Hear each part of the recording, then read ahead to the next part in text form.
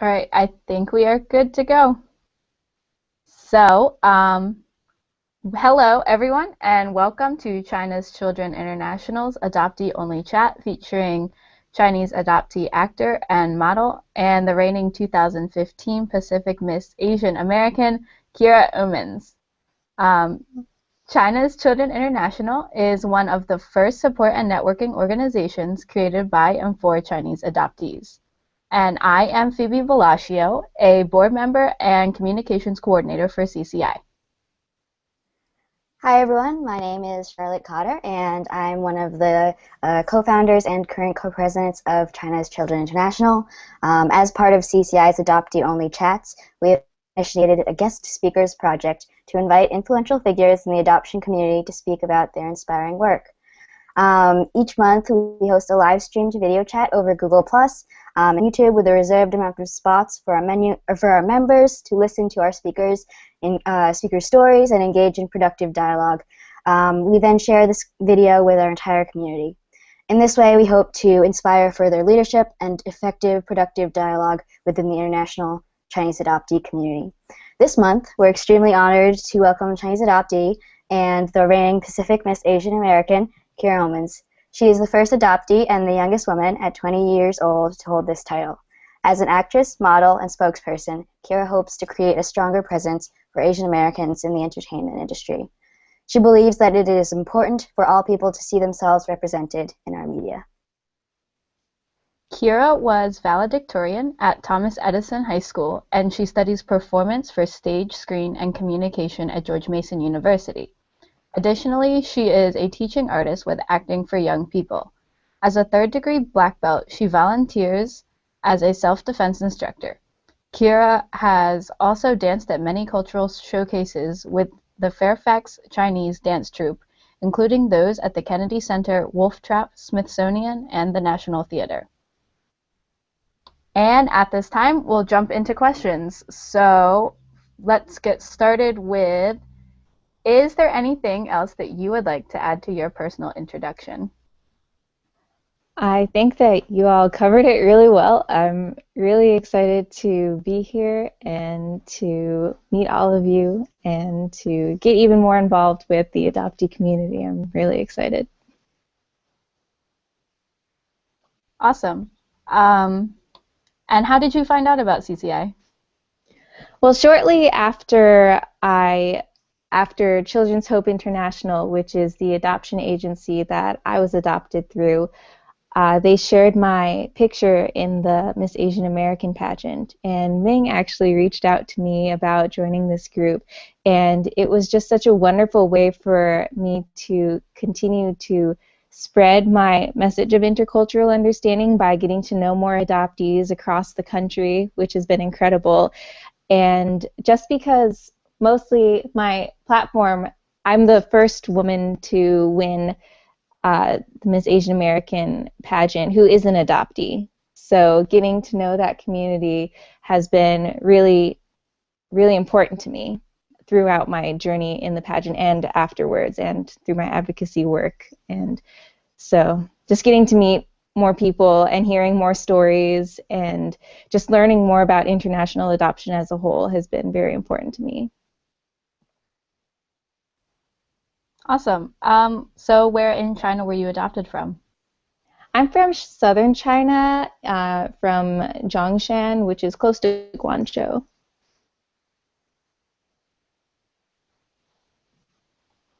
And Kira, do you have a question? Yeah, and so I'm also named Kira after me. Anyway, so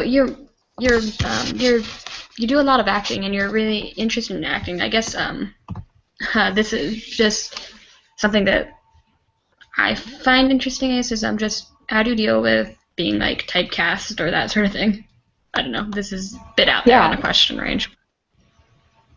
Yeah, that's a really good question. I was actually just recently in a show where a couple people came up to me afterwards and were saying, "Oh, you were so typecast because I was cast as the nice girl, or usually I'm cast as the love interest, or something like that." And then I know that some minority actors get stuck in playing like minority stereotype kind of type characters. And so personally, I've actually been able to, this past year, I've been able to play characters that were completely out of my comfort zone. And like characters that were more outspoken, some characters that were just really like not the nice girl or not the love interest characters, the more tough characters, which was really interesting. And I'm really fortunate to go to a college that really encourages that. I think that in my entertainment career, I will get typecast. It's very just how directors and casting directors perceive you when you walk into the room. It's a certain type of person that they want. But I think that for me, at least, being a performer, I think that it's important not to let your type, because everyone will have a type just based on how you look or the monologues that you choose to audition with. I think that it's important not to be deterred by that, and that you should know that you can play anything that you want to play. You can experiment with anything that you want. I have a lot of different types of monologues, ones that play towards my type and ones that don't. So whatever I go into the casting audition room with, I just think it's important to not limit yourself, and by not limiting yourself, I don't think that other people will pigeonhole you either. So. Yeah. Oh yeah, I feel like that's so interesting. And we recently had a chat also with Samantha, what's her last name? Futterman and Jenna Ushkowitz from Glee, and they also talked a little bit about how they were often going up for like the same roles that were like either like the doctor or like the nurse or like the police officer or something like that. So that's really interesting. And I was wondering whether you kind of know a lot of other Asian Americans in like the entertainment industry, and whether you've like also talked to them about this kind of like typecasting and maybe some sort of like whether there may be some sort of like stereotyping in the entertainment industry. I actually don't know any other Asian adoptees personally. I did watch that web chat, and it was very, very interesting. I loved listening to their takes on everything. Like I said, I don't know any other Asian adoptees. I actually hardly know any other Asian females personally in the industry at all, which makes me kind of sad, but so I always get really excited when I find someone. I have had a lot of interesting discussions with other minority actors, though. Some of my closest friends are, one of my best friends is a Latina actress. I have friends who are black actors, and I do know a couple other Asian actors, not too many, unfortunately. But we have talked about that, and even in some of the classes that I've taken, like script analysis and performance studio, we've had these conversations because it's such a hot topic right now.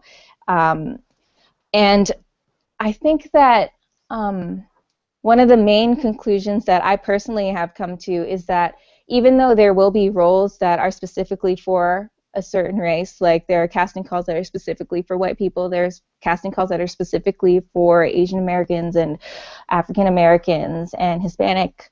And I think that while those roles exist, I think there are a lot of roles that don't specify an ethnicity, and just because the casting director decides to cast a minority actor in that role doesn't mean that they're trying to make a statement about race, that minority actors can play almost just as many roles. So just in conclusion, I guess I don't know as many Asian American actors as I'd like to. I hope I can meet some more, but diversity in our entertainment is such a hot topic right now, and it's really interesting to hear how a lot of different people perceive it. Awesome, that's fascinating. Thank you. Of course. So what got you into acting when you were younger? I actually didn't start acting until my freshman year of high school, so I haven't been doing it for very long, but I've been doing it a lot. I auditioned for every single show my freshman year of high school, and I got cast in nothing. So that's funny. I went to Institute for the Arts over the summer and took some other theater classes just because it was something I really liked to do, and I was just interested in getting better at it. It was a hobby at the time, and I came back my sophomore year and auditioned, and I got the lead in the play, and I guess I've really just been hooked ever since. My junior year, I auditioned and was selected for Governor's School for the Arts in Virginia, which is a very, very competitive program. They only let about 40 theater students, 20 girls, 20 boys, in the entire state, and it's a very intensive summer program.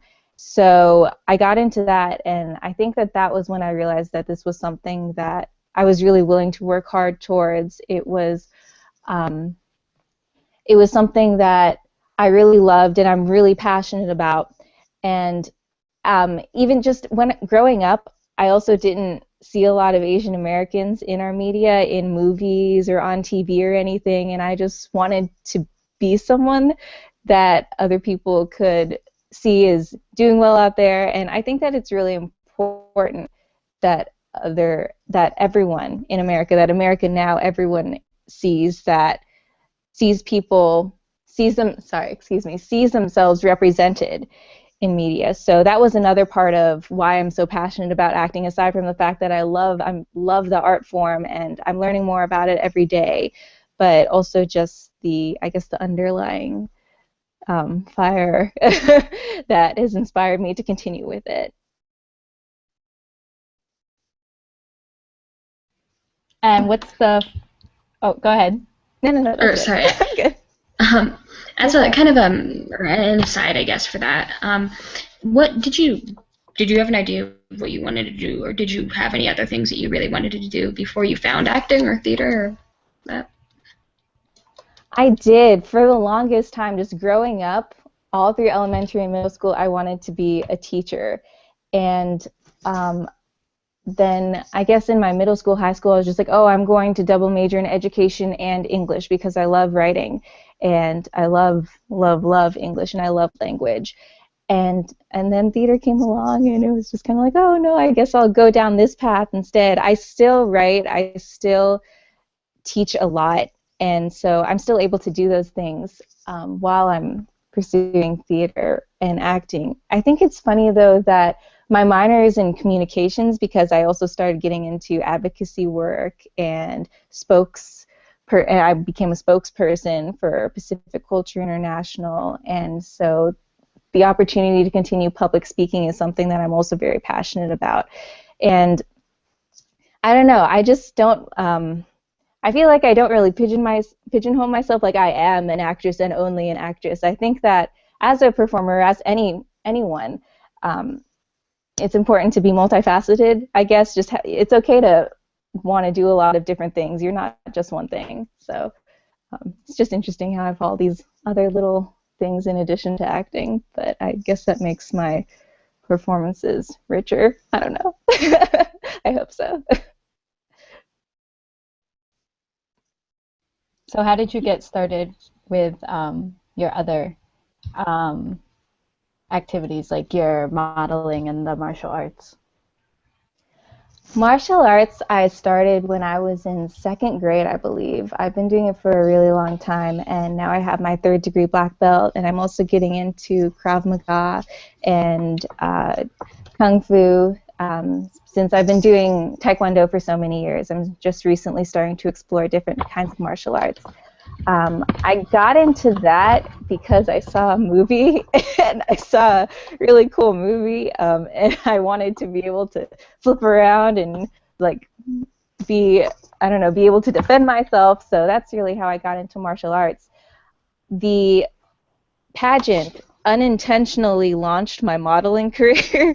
I had never even remotely considered modeling as a possibility until I did the pageant and I started doing these photo shoots, and then I won and I've been getting these offers, and it's just been a really wonderful little side job that I've had, and it's a lot of fun. So it's something that I am pursuing now since I've seen some success with it, and something that works pretty well with my acting career because both kind of overlap in commercial work and some FaceTime. So I'm hoping to interlace them together. Oh, awesome. Can you talk a little bit about how you got involved in the Pacific Miss Asian American pageant? Like, how did you hear about it, and like, what motivated you to get involved? Yes, yes. I actually was discovered, I guess is the term you could use. I was performing I was doing a dance performance because I'm also part of the Fairfax Chinese dance troupe, and we had a guest performance at the Miss Vietnam DC pageant. And it just so happened that the public relations manager for the Pacific Miss Asian American pageant was there that day. And so he came up to me afterwards and he said, like, oh, you have some stage presence. I think that you should look into this possibly. And my dance teacher had been trying to get me to enter since I was 17, since that's the youngest you can be. And I just don't think I was ready for it at the time, but I did a lot of research into it. I met with my academic and career advisor. I spoke with my parents. I spoke with the public relations manager to make sure that this was something I wanted to do.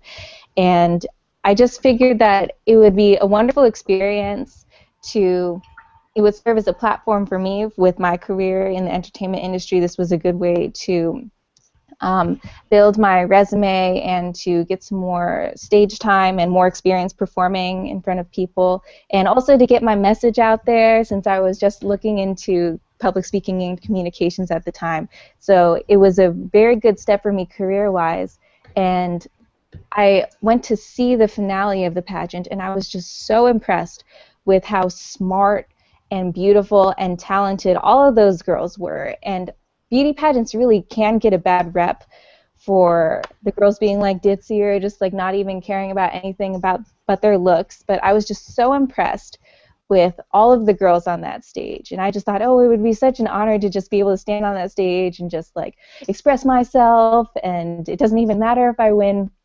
So that's how I got interested in it. That's how I found out about it. And it was really a long process deciding if I wanted to do it or not, but I'm so glad that I did.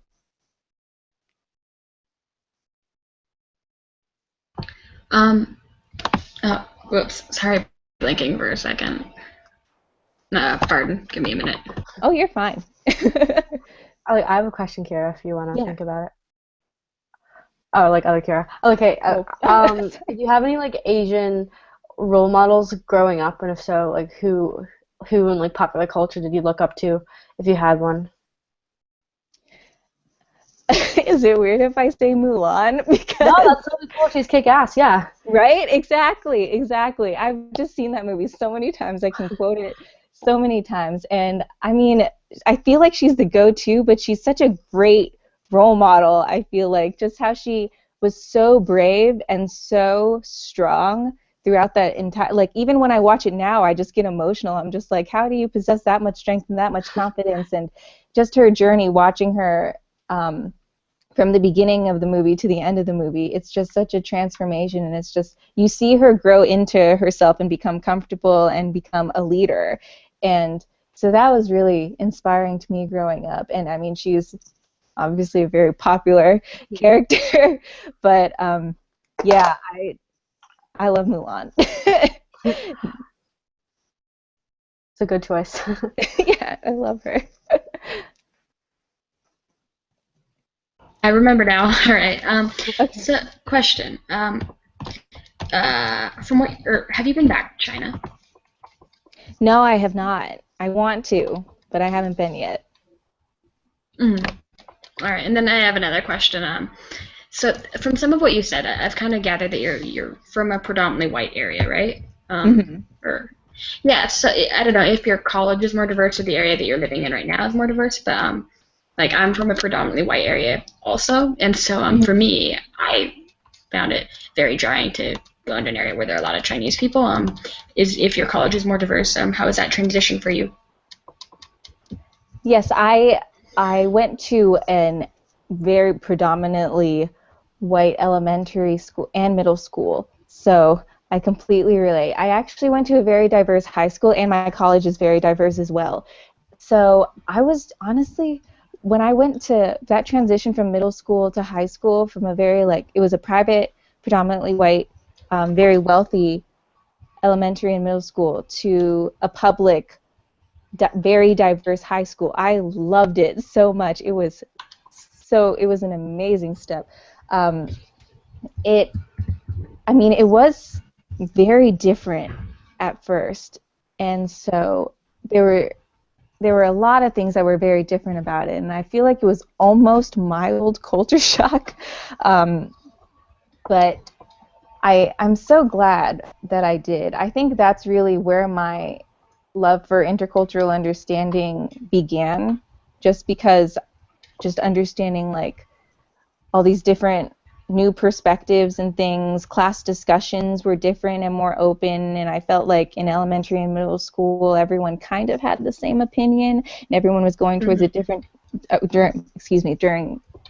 going towards the same direction in a lot of different topics, like whether it be politics or world issues or anything really. But in my high school, there were so many different opinions that were different than mine, and instead of being deterred by that, I just felt like it was super cool to learn about why people thought these things. So yeah, I really loved it. It was a little jarring at first, but I'm very glad that I did, and I can't even imagine going back to that before. So that was one of my requirements when I was looking for colleges. I was just like, I have to go to a very diverse college. I have a question for you, and it's just regarding the general support that you've had from family and friends when you did basically apply to become a member of the pageant. Mm-hmm. And I was just wondering, like, in regards to asking your parents, who obviously have been a big part of your life, how did they feel when you said, well, I'm going to sign up tomorrow?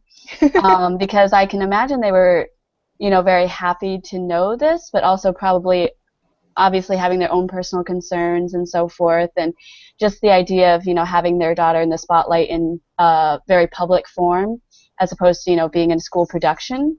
And I was just wanting to know, how has your family and your parents, been supportive of your activities as well as just general interests and so forth?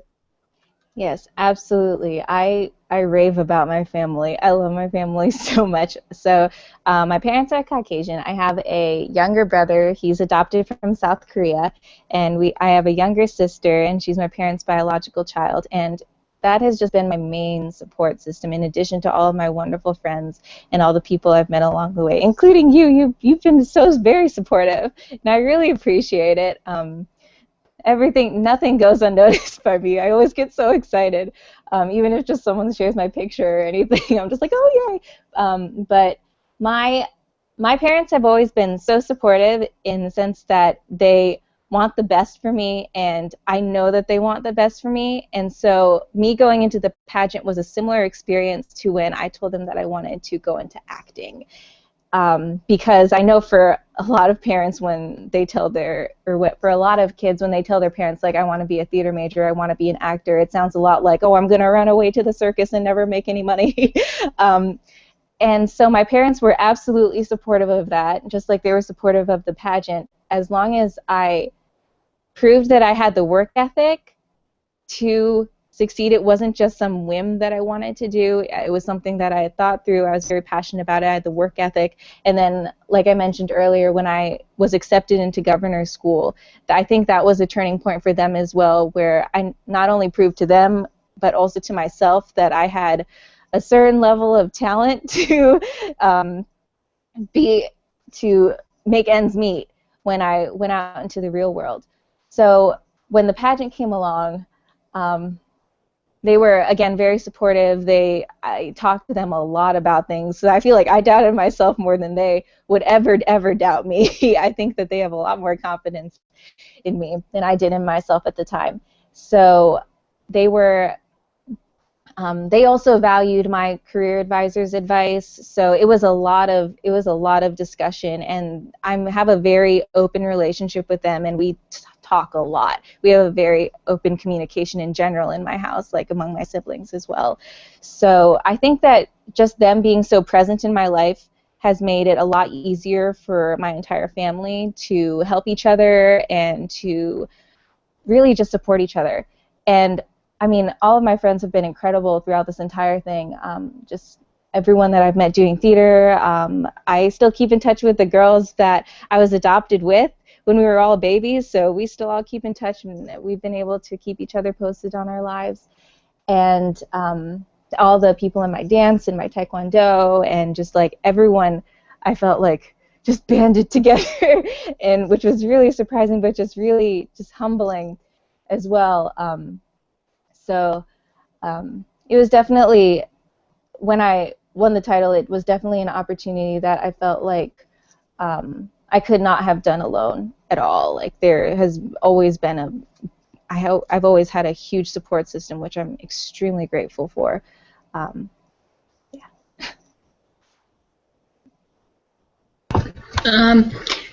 of within, so I'm looking a little at your website, and you've got some amazing photo shoots up there. So how have you incorporated in like your identity as a Chinese person, as a Chinese woman, and your heritage into how much direction, I guess, are you allowed to take, or have you taken with your photo shoots, both published and anything that you might have just kept?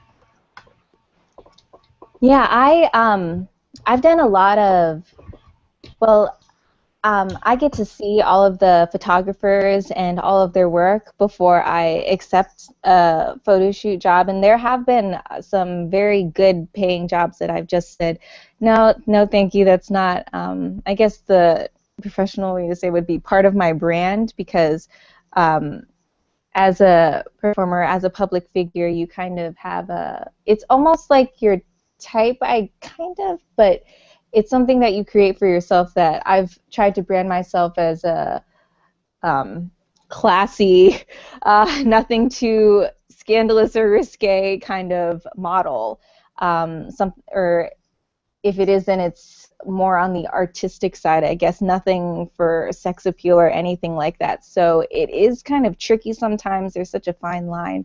But yeah, I think it has been a challenge sometimes to say no to jobs that pay really well, but that just aren't what I want my career to go towards, because I feel like if you take one step in that direction, it just gets easier and easier to like go down a path that you didn't originally intend for yourself. So I think it is a matter of just scoping out the photographers, seeing their work, making sure that it's someone you can trust, or someone that understands what you want for yourself. And as a model, you have to be super wary of that.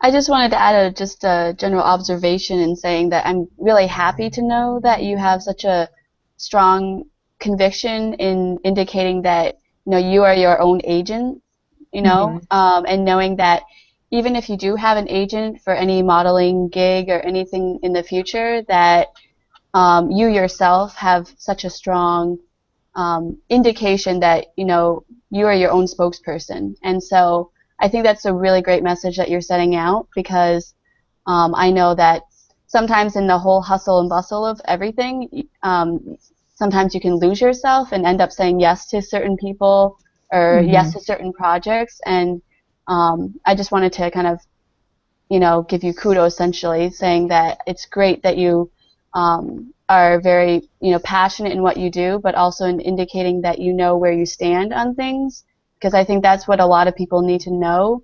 And it's just like a really crucial kind of piece that I noticed when you said that, because there's so many people who would like to be doing certain things that you're doing, such as modeling or presenting anything or public speaking, but sometimes again like in the chaos, they can kind of just end up saying yes to everything, and then everything comes crashing and burning. So thank you again. Oh, thank you. Of course, I try my best. That's definitely been something that's been very important to me, and I think that, like I mentioned earlier, my family's been a great source to help me stay on that track, because I mean, there are times when I'm just kind of like, oh, everything's so crazy, I have all these things to do, but having a place to go back towards and remembering why I started this in the first place. And also being a teacher of really young girls keeps me in line a lot. Just being like, I want to be someone who these girls can look up to, and if this photo shoot, like if I wouldn't feel comfortable with these girls, like growing up and seeing that I did this, then that's probably not a good idea. Kira, what if you had to give like a nugget of wisdom or like advice to younger adoptees, like, and you have had a chance to like tell them whatever, what would you say to them? Because I'm sure as an adoptee yourself, we've kind of had to grapple with identity, and oftentimes it's kind of challenging. So what would you say to younger adoptees? Oh, that's such a good question. I say it so much. I know I could like do video upon video of me just talking about my life, but yeah. It's such a struggle. I mean, growing up, it's already hard to, like you said, grapple with your identity, and I feel like being an adoptee kind of adds another layer to that. And so, I'm trying to think of like nice little quippy quote I could use, but I think that learning to love yourself is so important, even if you don't have all the answers yet.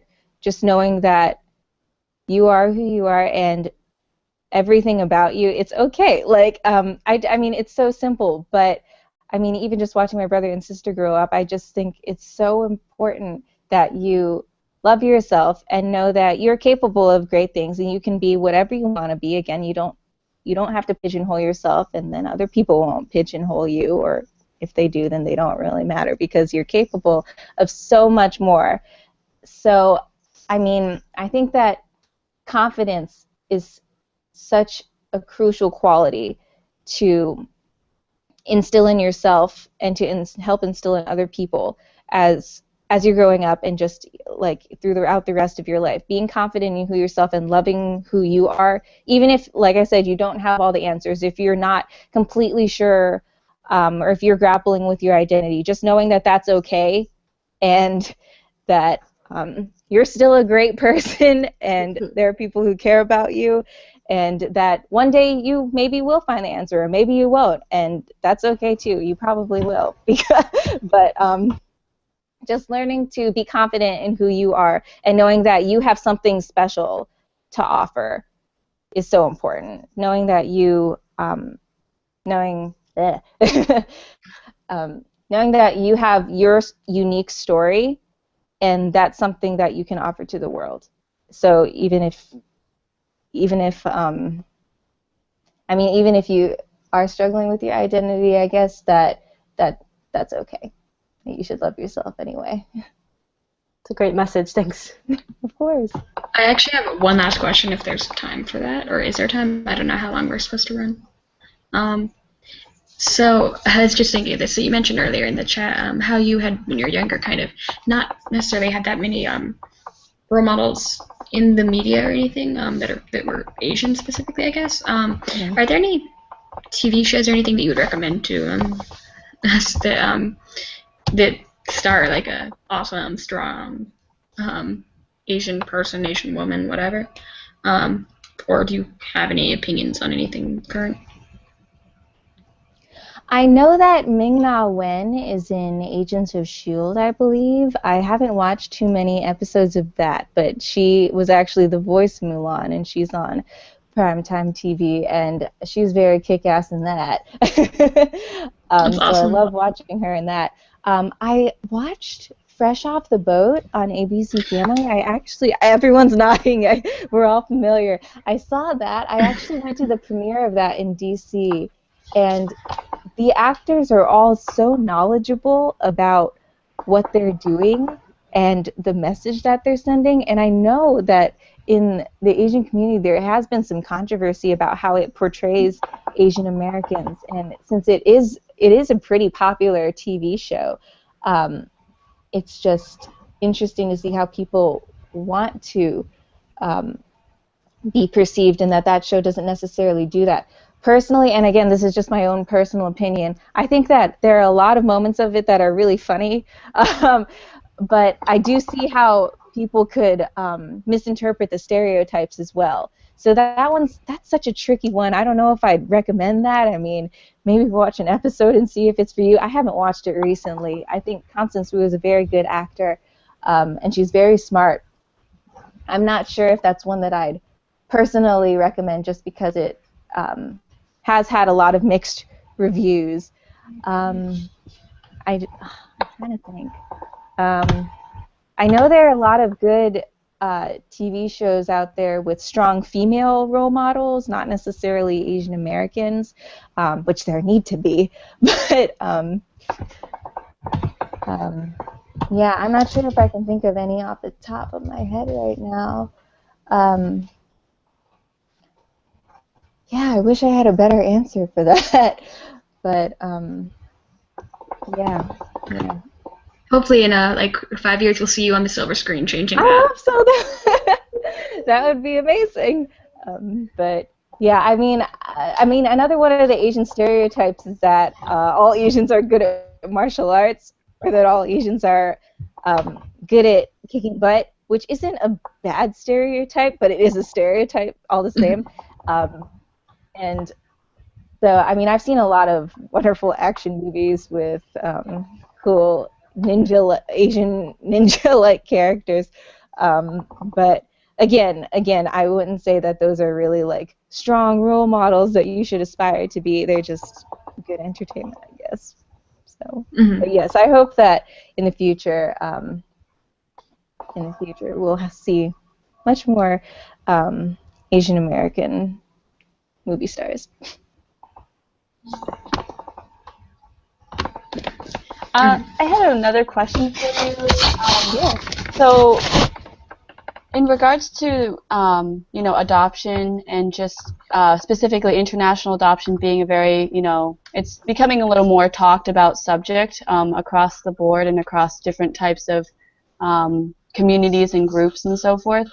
I know that you had mentioned something about advocacy and your interest in advocacy work, and I was just wondering, I guess in your personal opinion at this given time, like, what is your general take on, your personal adoption story in regards to, you mentioned you were adopted from the agency of, is it Children's Hope International, Yes. right? So I just wanted to better understand your general take of the agency that your family worked with, as well as your developing ideas around such a very deep and complex topic, and kind of how people have approached you, whether it be in your classes as well as with your modeling or acting, and just in your general everyday life, like not just specifically to those hobbies and interests, but also just all across the board. How have you felt in terms of how to respond to certain individuals who might be like, oh, so you're from, or you're a citizen of America, but you were adopted from China, and how some people can just like oversimplify such a very deep and complex story. So I just wanted to know how you personally, interact with those individuals, because I think it's really important for other people to know how other people go about things. Yes, absolutely, absolutely. That's a really good question. As in terms of my general take on Children's Hope International and the agency, and like I said, my parents and I have had a very open communication. So if I had any questions about my adoption story, they would answer it to the best of their ability. It was something that I could just like bring up over dinner if I wanted to, and they'd answer it. They'd do their best. They'd look things up for me, which was really sweet. And I'm very, very fortunate to have that, which I think has allowed me to be able to interact with the individuals like you're talking about more intelligently. I have, in my everyday life, like I said, I'm a theater major. I interact with a lot of diverse group of people. The other theater majors are like all different races, all different backgrounds. We actually have a couple adoptees, not from China, but who are adoptees nonetheless. And I have gotten a lot of questions about it. Luckily, not many that have stemmed from, I don't want to say ignorance, but just like stemmed from oversimplifying, like you said. Most people are just genuinely interested in how I like relate to my American culture as much as I relate to my Chinese heritage, and how I'm like a weird blend between the two. I think that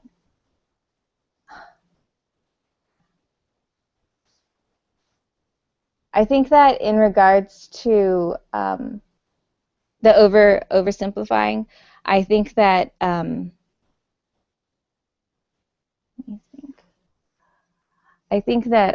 even like just the more that you are open to like having these kinds of discussions, if people ask questions to you that kind of rub me the wrong way, or something like that, then I just think that for me personally, being extremely empathetic and trying to understand where they're coming from, like why they'd have that kind of question, is important. So trying not to get too defensive, just trying to like outline, like even you can even say like it's not as simple as that. Like there's a lot more to it, and not necessarily like going super deep into every little question that comes my way, but just like heightening their awareness to that there's so much more.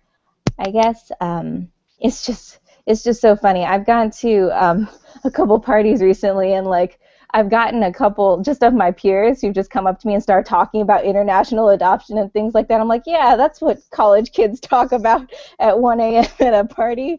But sure, I'm down.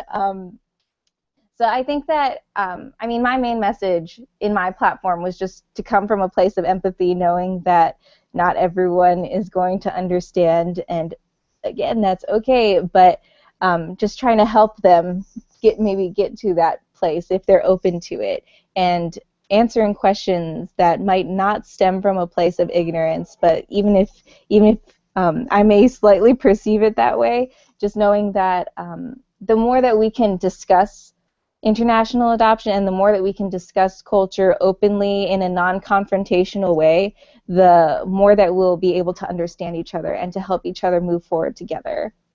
Did that answer your question? Yes, you did. Thank you so much. Okay.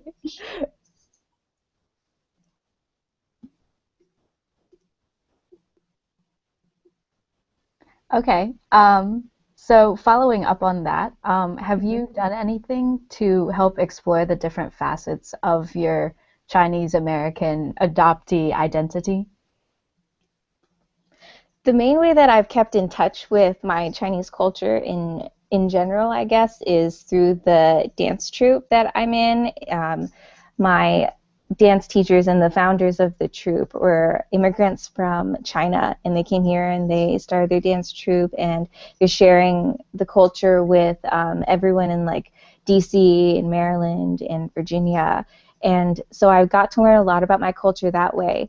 And as an adoptee, I feel like you have to almost just like actively want to learn more about your identity. You have to like actively seek ways to connect with people and to connect with your heritage, and whether your family helps you with that or if that's something you do on your own. So, sorry, can you repeat the question? I'm not sure I've answered it. Yeah. So, what have you done to help explore the different facets? So, like, I know a lot of adoptees like have done 23andMe for genetic testing, or they've done like birth parent searching. I know you said you haven't gone back to China, so like if you've done anything like that. Gotcha. I haven't gone back to China. I really, really want to. I haven't been in a place in my career yet where that's been possible yet, but I do plan on going back and just seeing my orphanage, seeing the city that I grew up in, seeing China more as a whole. I have actually not done any birth parent searching yet. I would be open to the DNA test. I know that I was contacted at one point about doing one, but that never led anywhere. I never got one done, but I'd be totally open to doing that. I think with my own personal story, it would be kind of difficult to locate my birth parents, but it's not something that I'm opposed to. It's just not something that I've been super inclined to do quite yet. I feel like I might possibly in the future, but with my current family, who truly is my family, and again, like I love with all my heart, it hasn't been an immediate need for me yet. I didn't feel like I personally needed to search for my birth parents, but again, I feel like that's something I may do in the future. I know that I'll go back to China, hopefully within the next 10 years. That would be nice. But I think that mainly just exploring the culture, and again through my dance troupe, has been very enlightening to me on Chinese heritage, and being able to, not only through dance, but going to these cultural events, celebrating the holidays, going to the history museums and everything has really helped me connect in that way. So I feel like it's still an identity searching thing, but I am happy where I am now, and it'll probably only deepen from here, the ways that I try to connect more with it. I have a kind of last question as we sort of move towards wrapping up, and thank you so much again for joining us tonight. It's been such an honor. And I just wanted to say that you're an incredibly inspiring person, and I really love the message that you send about like positive body image and about like empathy and kind of compassion. And I think that you're, whether you know it or not, I think you're like a real role model in the Chinese adoptee community. So I was wondering, as kind of one of the last questions as we sort of move towards the end, what you, if anything, what you thought your, as a role model within the adoptee community, what do you see as your major responsibilities? Yes, It's a good question. Yeah, it is, and I just think it's so important that adoptees are represented in the public eye, or just that like people know that being adopted is a thing, that international adoption is very present in all of our communities, that obviously there are all these wonderful organizations like CCI and everything that are trying to connect each other and help each other and support each other, which is so beautiful. So as a figure in this community, I just do think it's really important that we're being represented, that that we raise awareness, that we inspire each other and we help each other. Yeah, I just think that representation is so key, and that when I go out to all of these appearances and I speak about adoption, and I speak about empathy, and I speak about compassion and understanding and intercultural understanding, that that I do a good job of it, and that I'm bringing a positive outlook onto the adoptee community, because mostly a lot of people just have never even met someone, or if they did, then they didn't know it. And so just raising that awareness that we are a community, we do try to support each other, and that we do deserve more representation, and that hopefully this will help bring more sources for our community as well.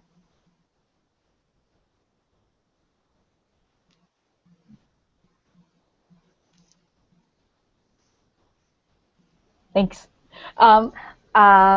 Looking forward for yourself, where do you hope to see yourself in the future? Hopefully, again, like I said, I have a lot of different interests. Again, even though acting is my main interest, and even though acting is my main interest, I also see myself doing more advocacy. I do a lot of work with children. I really love children, and again, with intercultural understanding, speaking more about adoption. I've been fortunate enough to be invited to a couple conferences in DC over the summer to speak. I have an event coming up with the World Health Ambassadors that I'm really excited to MC, and so I see myself continuing to take advantage of these spokesperson opportunities and the wonderful network of people I've met through my time as Pacific Miss Asian American. So even though I see myself really hardcore pursuing an acting career, I also see myself continuing with the advocacy and the spokesmanship, and being a beacon of intercultural understanding, I guess. So I definitely see those two going hand in hand. So hopefully acting and speaking still. So what I'm doing right now, I'm living the dream. So just continue down that road. Awesome. So unless there are any last minute questions? No? Okay. So thank you so much for coming today. And if you would like to learn more about Kira, click on the link that will be below this video. And once again, this has been a guest speaker chat held by China's Children International, one of the first international support and networking organizations created by and for Chinese adoptees. The link to our site will also be in the description, so please check us out. And thank you for tuning in. We hope to see you next time.